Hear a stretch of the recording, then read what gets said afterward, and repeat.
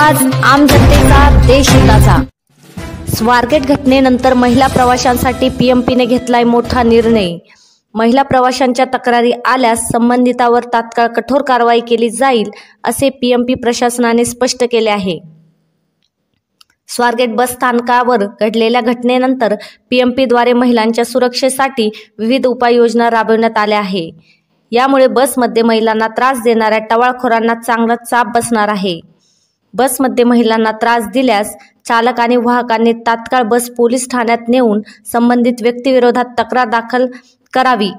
तसेच पोलीस नियंत्रण कक्ष आणि पीएमपी अपघात विभागाला तात्काळ माहिती द्यावी लागणार आहे। सर्व बस स्थानकांवर आणि आगारांमध्ये सीसीटीव्ही कॅमेरे बसवण्यात यावे। बंद असलेले सीसीटीव्ही कॅमेरे तातडीने दुरुस्त करण्यात यावे। रात्री सुपरवायझर आणि सुरक्षा रक्षकांनी पार्क केलेल्या बसेसची वेळोवेळी पाहणी करावी, अशा महत्त्वपूर्ण निर्णय पुणे महानगर परिवहन महामंडळाने घेतला।